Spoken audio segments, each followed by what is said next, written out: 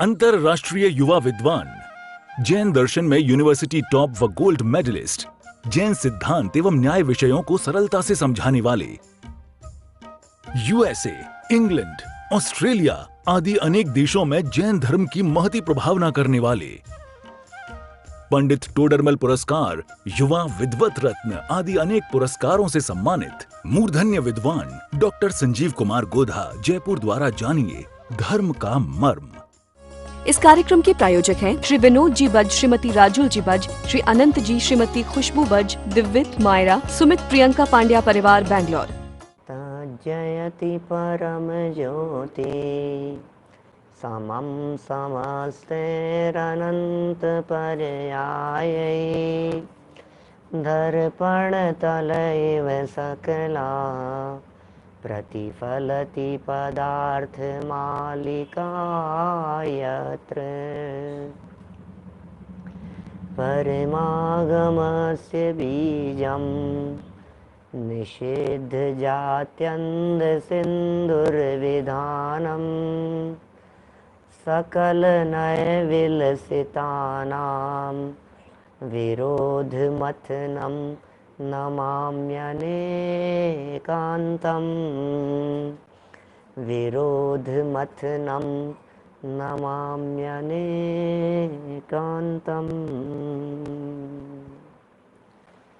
सर्व विरोध जहाँ नाश को प्राप्त हो जावे, ऐसे अनेकांत स्वरूप को यहाँ अमृतचंद्राचार्य देव ने वंदन किया।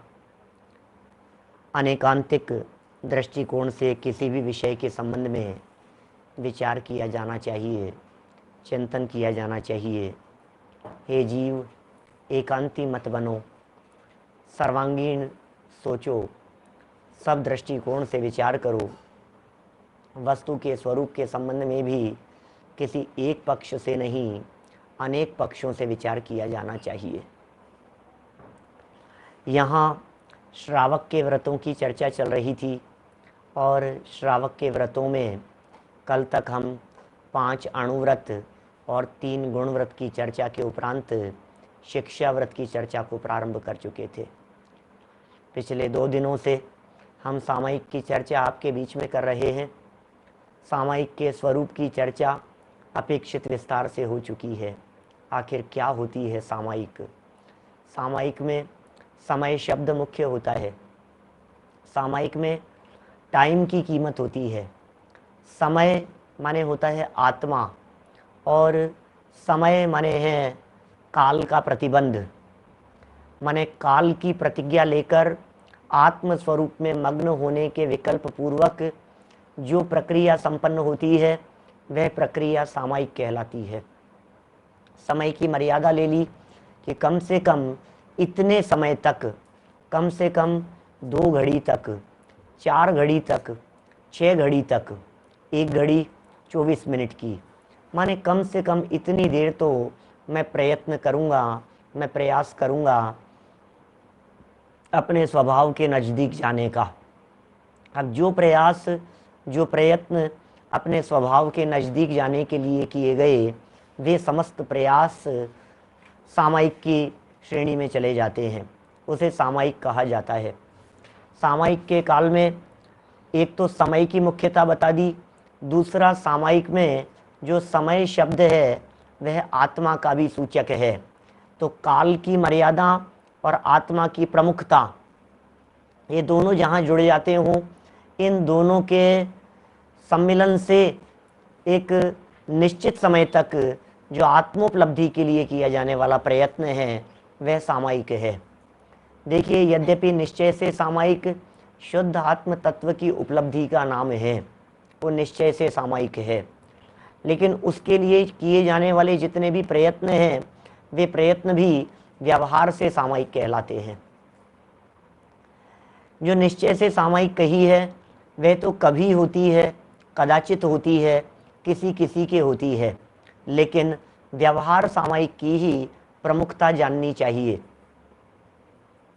एक और बात विशेष कहना चाहता हूँ कि जिस सामायिक की हम चर्चा कर रहे हैं ये अकेला आत्म स्वरूप में मग्नता रूप ही नहीं हो सकती है।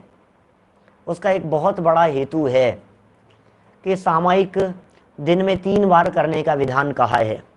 सामायिक चौथे गुणस्थानवर्ती से पंचम गुणस्थानवर्ती के छठे सातवें गुणस्थानवर्तियों के होती है। प्रतिज्ञा रूप से, नियम रूप से तो पंचम गुणस्थान में सामायिक लागू होती है।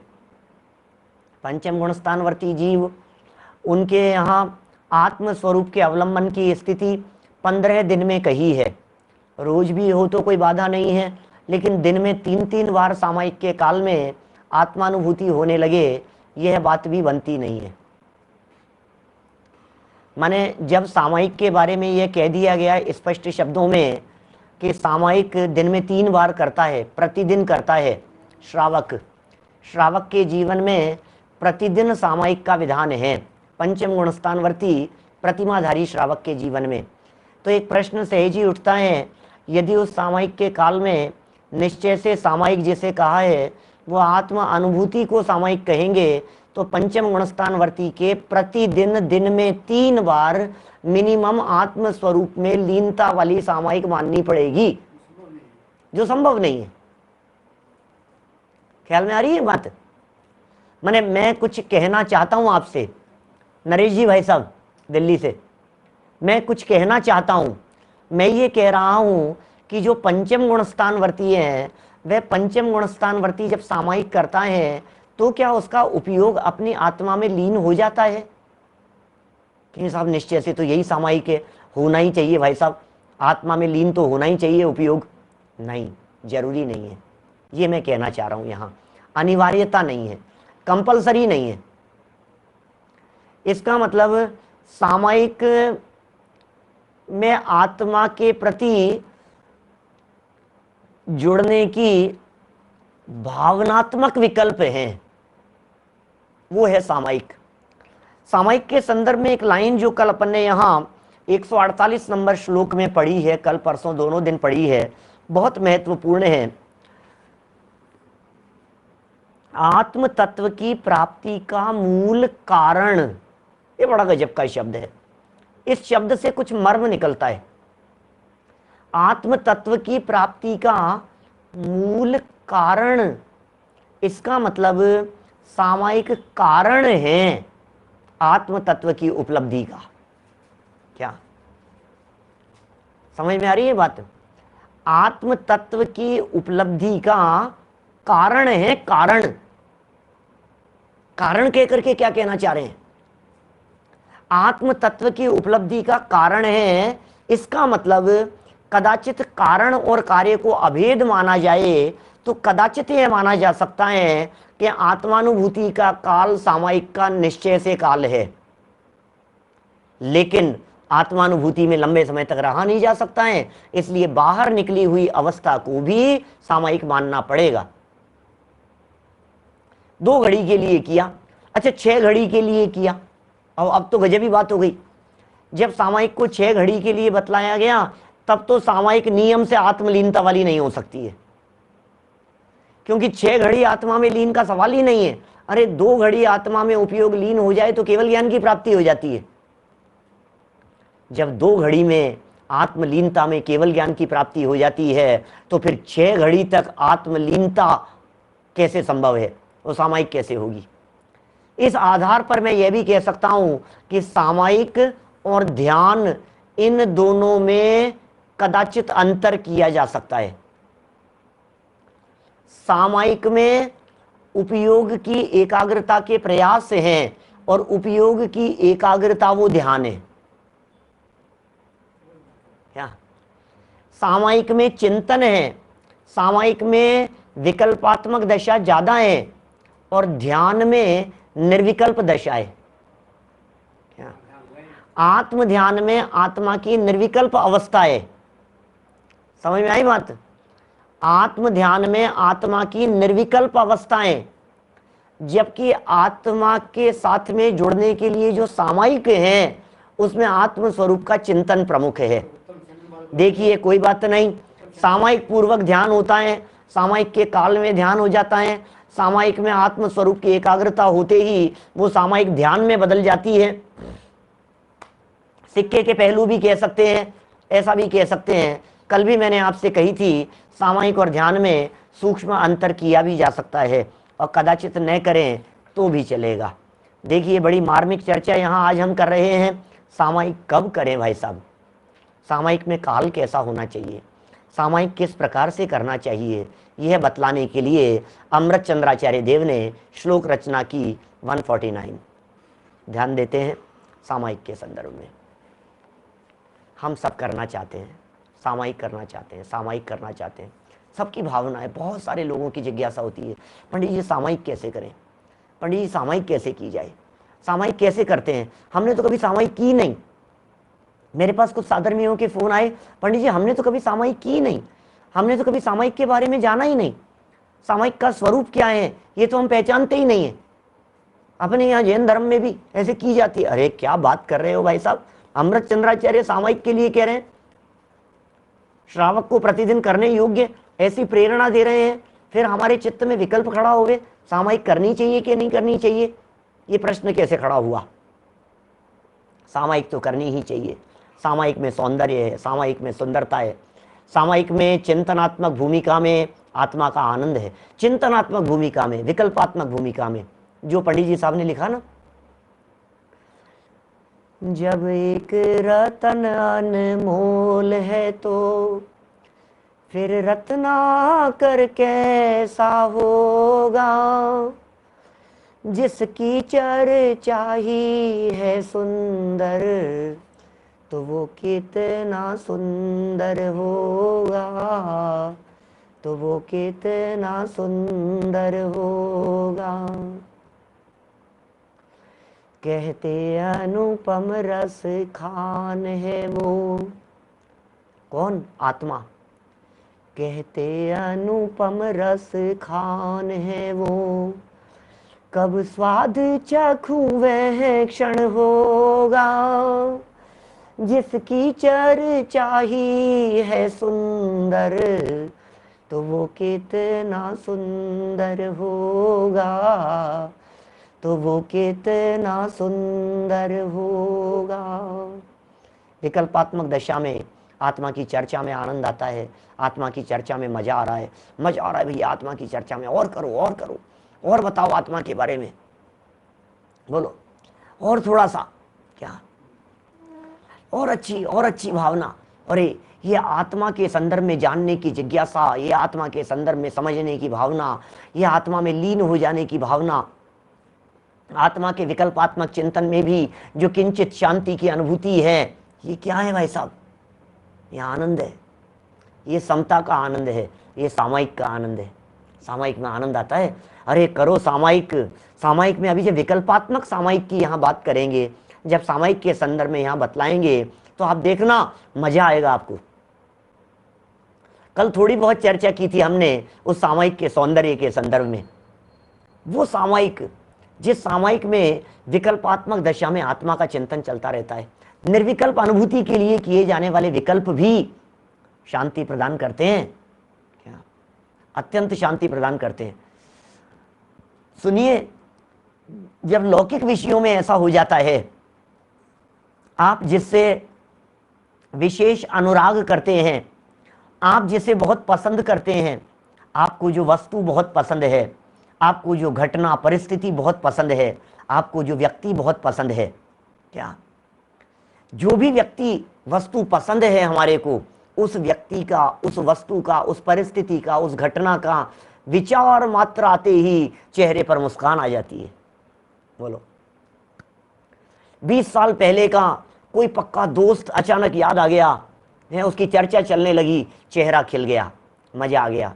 भोजन में जो चीज पसंद है, यदि वो चीज की चर्चा भी चलने लगती है, इसे मन में अंदर ही अंदर प्रसन्नता होने लगती है। ओह ये बनने वाला है क्या, बनाओ बनाओ बनाओ, हाँ बहुत मजा, उसके विचार मात्र में आनंद आने लगता है।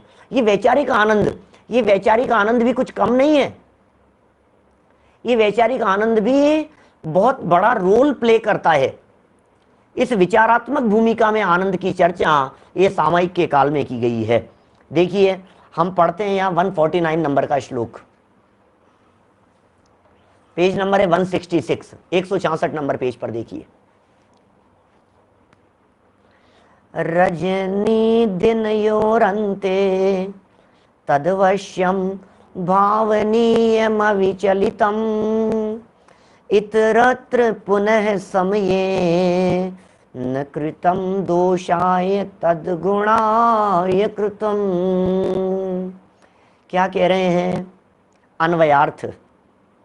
तत् रजनी दिनयोः, वह सामायिक रात्रि और दिन के अंते, अंत में। सामायिक कब की जाए? रात्रि के अंत में, दिन के अंत में। रजनी माने होता है रात्रि और दिन माने है दिवस। रात्रि और दिवस। रजनी दिनयोः अंते माने रात्रि के अंत में और दिन के अंत में। क्या? रात्रि के अंत में और दिन के अंत में। सामायिक की विधि बतलाएंगे ना, अभी नीचे बतलाने वाले हैं। कितने लोगों ने सामने से लिख दिया मेरे, सामायिक की विधि बतलाइए, सामायिक की विधि बतलाइए। पुस्तक आपके सामने है, सामायिक की चर्चा कर रहे हैं, श्लोक और पंक्तियां धीरे धीरे पढ़ते चले जा रहे हैं। नीचे उतरेंगे, आगे बढ़ेंगे तो कुछ विधि की चर्चा भी करेंगे। आप इतने आकुलित क्यों दिखाई देते हैं सभी लोग? हैं? चर्चा चल ही तो रही है, बढ़ी तो रहे हैं अपन। सामायिक तो निराकुलता के लिए की जाती है। सामायिक के नाम पर भी यदि आकुलता होने लगी तो फिर वे सामायिक कहाँ रही? ये सामायिक ही तो कर रहे हैं हम। जो भी हम चर्चा कर रहे हैं ये सब सामायिक है। शांत परिणाम जहां दिखाई देवे हैं वो सब सामायिक है। उस सामायिक के लिए तैयारी कर रहे हैं अभी हम। सबसे पहले तैयारी क्या की सामायिक के लिए? तैयारी है कि पहले तो नक्की करो करेंगे कब। क्या करेंगे कब? बोलो। तो कहा भैया या तो दिन के अंत में करो या रात्रि के अंत में करो। कि क्या मतलब साहब, दिन और रात्रि के अंत में क्यों बात कह रहे हो आप?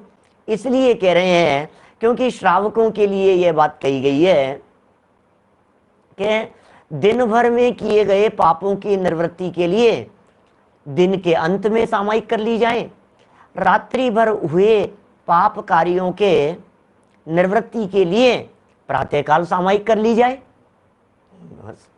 संधि काल में सामायिक। तो रजनी दिनी और अंते जो शब्द का प्रयोग किया है, बोले या तो सुबह उठते ही पहले सूर्योदय के काल में सामायिक या फिर सूर्यास्त के समय सामायिक।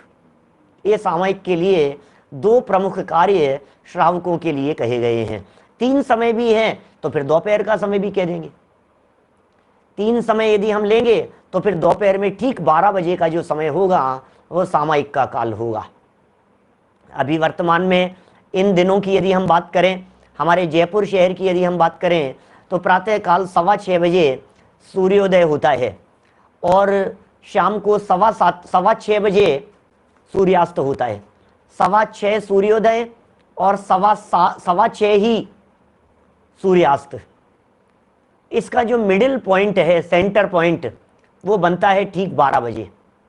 इसलिए ऐसा ही मान लिया जाता है कि दोपहर की सामायिक 12 बजे की जाती है। वास्तव में दोपहर भी किसे कहते हैं? एक पहर होता है 3 घंटे का। 3 घंटे का एक पहर है और 2 पहर पूरे हो गए माने 6 घंटे पूरे हो गए। सूर्योदय के पश्चात जब 6 घंटे पूरे हो जाते हैं तो 2 पहर कहलाते हैं। 2 पहर हो गई भाई, 2 पहर बीत गए, 2 पहर निकल गए, ऐसा। तो 12 बजे के बाद का काल ये दोपहर का काल कहलाता है। तो 3 समय सामायिक की बात यहाँ कर रहे हैं। सुबह बात करके ही सामायिक करें ऐसा विधान कहीं नहीं कहा है, लेकिन फिर भी शौच आदि से निवृत्ति की बात भी नहीं है। शुद्ध आसन लगा हुआ होना चाहिए, रात्रि के बिस्तरों को हटा दिया जाना चाहिए, चटाई पर बैठ जाएं, एक आसन से बैठ जाएं। इन सब की चर्चा नीचे करने वाले हैं, अभी तो बात प्रारंभ की है। देखिए, यदि कुछ प्रश्न आपके रह जाएं तो आप ग्रुप पर डाल दिया करें, अपने टेलीग्राम शंका समाधान ग्रुप के ऊपर, यथासंभव उनके जवाब दिए जाएंगे। चलिए क्या कह रहे हैं? अंते अंत में अविचलितम एकाग्रता पूर्वक अवश्यम अवश्य भावनीयम करना चाहिए। पुनः और यदि इतरत्र समये अन्य समय में भी कृतम करने में आए तो तत्कृतम वह सामायिक कार्य दोषाय न गुणाय, दोष के लिए नहीं है अपितु गुण के लिए ही होता है। यद्यपि सामायिक के लिए 2 समय यहाँ बतला दिए गए, फिर भी कह रहे हैं भैया सामायिक तो जब करो तब अच्छा है। क्या अमृत का पान कब करें कि खराब है? बोलो। प्रभु का स्मरण कब करें कि अच्छा नहीं है? आत्म स्वरूप का स्मरण कब करें कि अच्छा नहीं है? अतीन्द्रिय आनंद का स्वाद कब लेवें कि हमें कष्ट लगने लग जावे? अरे क्या बात कर रहे हैं, यदि कष्ट लगने लग जावे इसका मतलब वो आनंद नहीं है। साधी अनंत काल तक आत्म स्वरूप में मग्न हो जावे तो उस सुख और उस आनंद से आघाते नहीं हैं, थकते नहीं हैं। रही है अनंत काल क्या अनंतानंद अनंतानंद अनंतानंद अनंतानंद। क्या बोलो? अनंतानंद अनंतानंद अरे भोगोगे काल अनंत। क्या टाइम फिक्स कर लीजिए, समय नक्की कर लीजिए। लेकिन अभी बहुत तरह की बातें बतलाएंगे इसमें। देखिए टीका पढ़ना प्रारंभ करता हूं, कुछ विशेष करते हैं। नीचे जो फुटनोट में कही है ना, वहां जाकर के कुछ विशेष खोलेंगे। तत्सामायिकम रजनी दिनयोः अन्ते अवश्यम अविचलितम भावनीयम पुनः इतरत्र समये कृतम न दोषाय किंतु तत्गुणाय कृतम अस्ति। वह सामायिक प्रत्येक श्रावक को, लो प्रत्येक श्रावक की बात कर रहे हैं, प्रत्येक श्रावक की बात कर रहे हैं। वह सामायिक प्रत्येक श्रावक को रात दिन के अंत में, माने संध्या काल, प्रातः सूर्योदय के काल में, शाम को संध्या काल में, दोपहर में जो 12 बजे का समय है उस समय में, अर्थात प्रभात और संध्या काल अवश्य ही नियम पूर्वक करना चाहिए। नियम पूर्वक सामायिक करना चाहिए, क्योंकि सामायिक में समय की मुख्यता है, इसलिए नियम की प्रधानता सहज ही हो जाती है। देखिए यहां क्या कह रहे हैं, सामायिक शब्द के आगे एक फूल बना दिया गया है, स्टार लगा दिया गया है। उसको नीचे देखिए कुछ विशेष बातें कही है सामायिक के संदर्भ में। मैं ऐसा भी कह सकता हूं, सामायिक के संदर्भ में सावधानियां, सामायिक करने के पहले सावधानियां समझ लीजिए। सामायिक करने के पहले क्या क्या योग्य बातें हो सकती है, सामायिक करने के पहले ही जानना जरूरी है। कि नहीं साहब आप तो सामायिक बतलाओ साहब, आप तो सामायिक, अरे तुम समझ तो लो पहले करना क्या है। कि नहीं यार तुम तो गाड़ी चलाना सिखाओ हमारे को, मैं तो स्टीयरिंग पर बैठ रहा हूं चला रहा हूं। कि नहीं भैया तुम पहले समझ तो लो स्टीयरिंग क्या होता है, तुम पहले समझ तो लो क्लच क्या होता है, तुम समझ तो लो लेफ्ट साइड क्या होता है, राइट साइड क्या होता है, गाड़ी कौन सी साइड चलाई जाती है, क्या किया जाता है, पहले मोटा मोटा समझ लो, उसके बाद में कर। नहीं मैं तो पहले चलाऊंगा, ऐसा मत करो भाई। सामायिक तो गाड़ी चलाना है, लेकिन उस सामायिक के काल में 8 बातों को प्रयत्न पूर्वक सावधानी के लिए कह रहे हैं। 8 बातों में सावधानी होनी चाहिए सामायिक के काल में। नीचे पढ़िए, फुटनोट देखिए आपकी पुस्तकों में 166 नंबर पेज पर नीचे फुटनोट दिया हुआ है।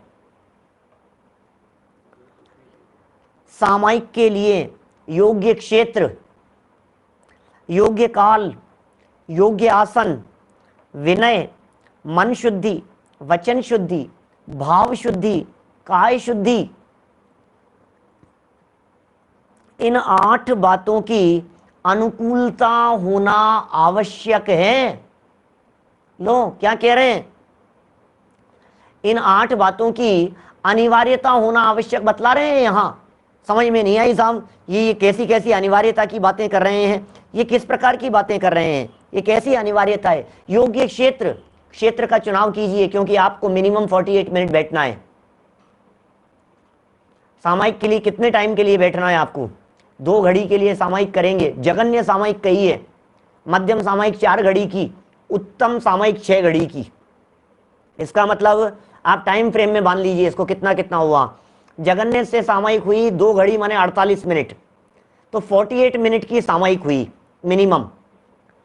4 घड़ी यदि करेंगे तो कितना हो जाएगा?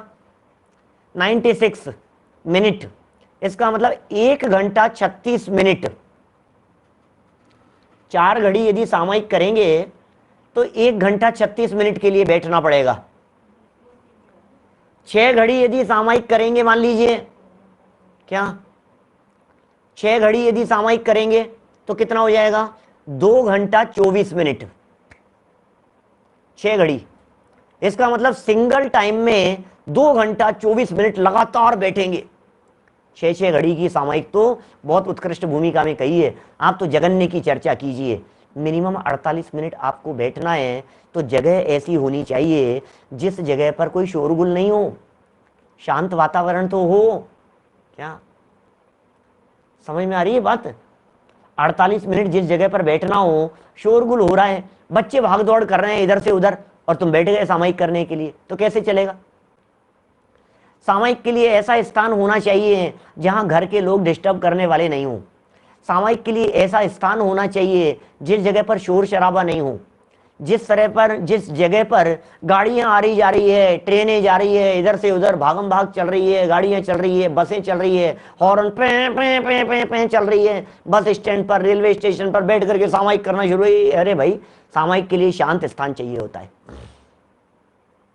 एकांत स्थान चाहिए होता है। ये क्षेत्र की चर्चा कर रहे हैं, इस क्षेत्र के संदर्भ में बहुत सारी बातें बतलाई है। जब कहीं जहां कहीं भी आचार्यों ने इनकी चर्चाएं की है, रत्नकरण श्रावकाचार्य में सदासुखदास जी ने समंत भद्राचार्य के श्लोक का आधार लेकर के खूब खोला है सामयिक के स्थान और क्षेत्र के संदर्भ में।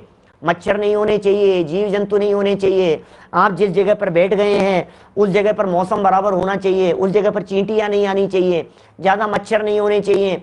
आप जिस जगह पर बैठ गए, अब बैठ तो गए, अब चींटियां आपके ऊपर चढ़ने लग गई। आप बैठ तो गए और ज्यादा मच्छर आपको भिनभिनाने लग गए, अब क्या करोगे आप? गर्मी बहुत ज्यादा नहीं होनी चाहिए, सर्दी बहुत ज्यादा नहीं होनी चाहिए, वातावरण बहुत अच्छा होना चाहिए। ये सब योग्य क्षेत्र की चर्चा कर रहे हैं। माने बिल्ली दौड़ रही है इधर से उधर और तुम वहां सामयिक करने के लिए बैठ गए। चूहे दौड़ते रहते हैं इधर से उधर, कबूतरों ने घोंसला बना रखा है, गुडर गुडर करता रहता है कबूतर, और 2-3 कबूतर इधर से फर फर उड़ते रहते हैं, तुम कैसे सामयिक करोगे?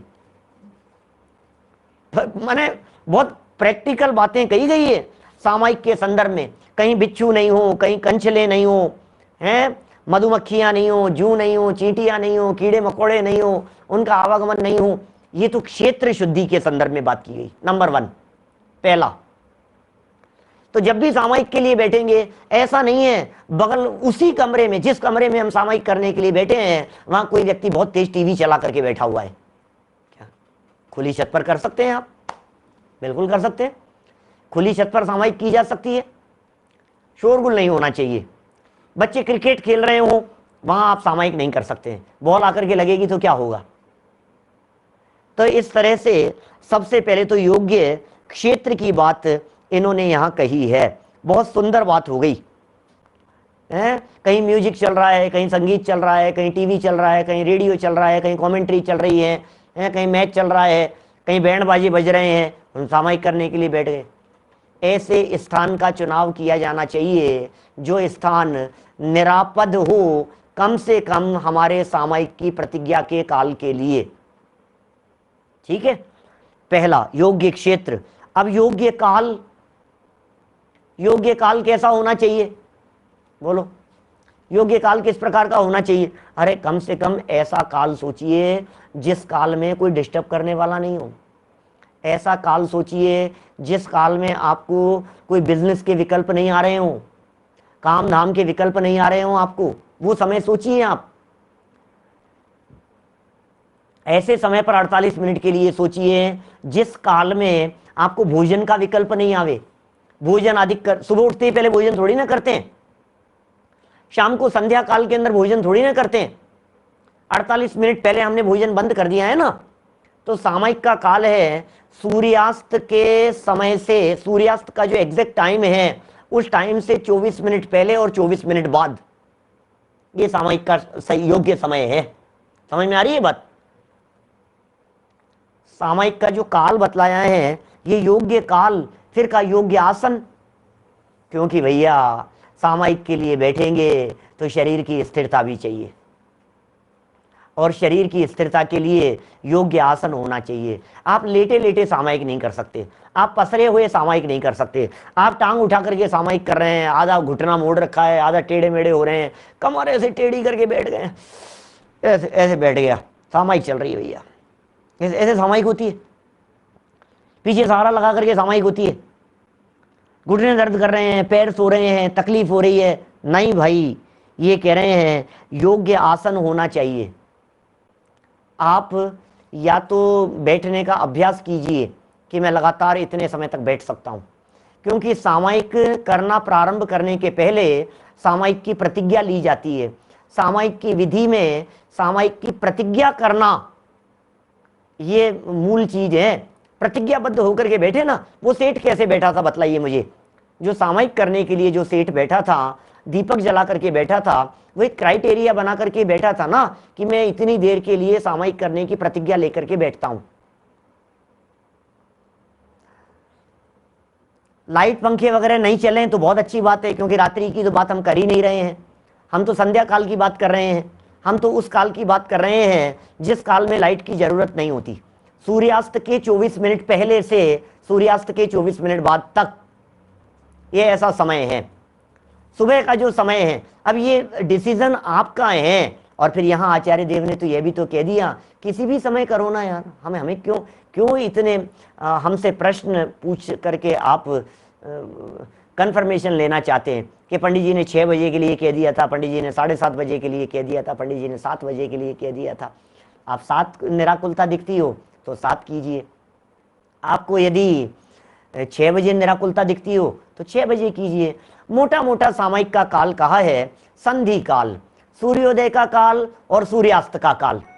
ये मोटा मोटा ऐसा काल है जिस समय में कोई दूसरा कार्य करने के अयोग्य समय कहे गए हैं।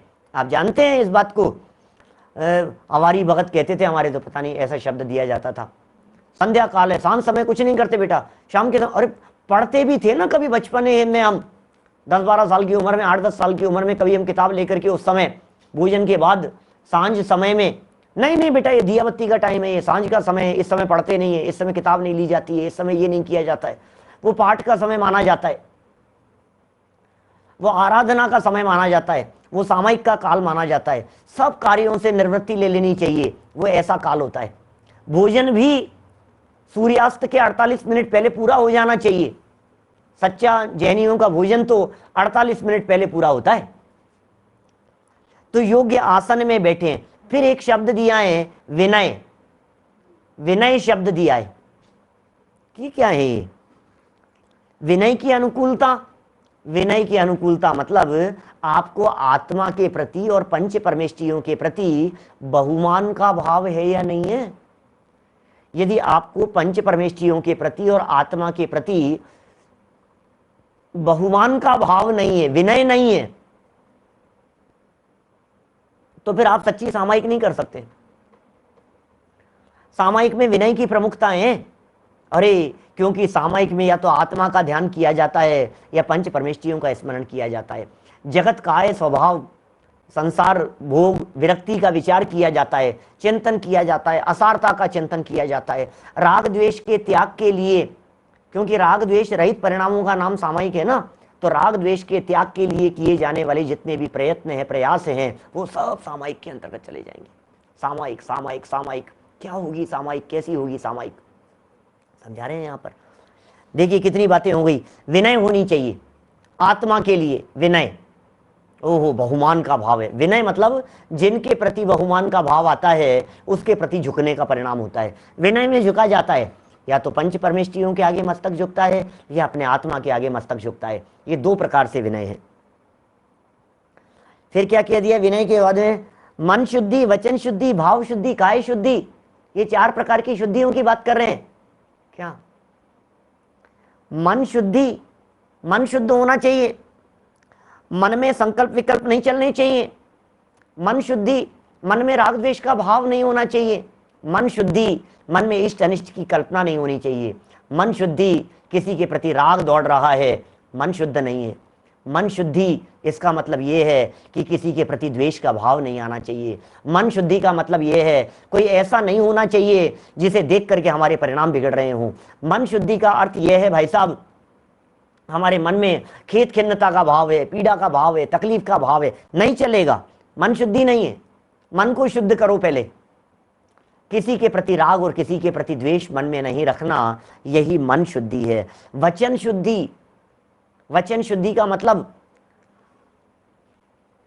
सामायिक के काल में यदि आप कुछ पाठ बोल रहे हैं, सामायिक के काल में यदि कोई भक्ति बोल रहे हैं, सामायिक के काल में यदि कोई स्तुति बोल रहे हैं, सामायिक के काल में यदि आप पंच परमेष्ठियों के स्वरूप का वर्णन कर रहे हैं, वचनों से बोल रहे हैं, तो वचनों में भी शुद्धि होनी चाहिए, अशुद्धि नहीं होनी चाहिए।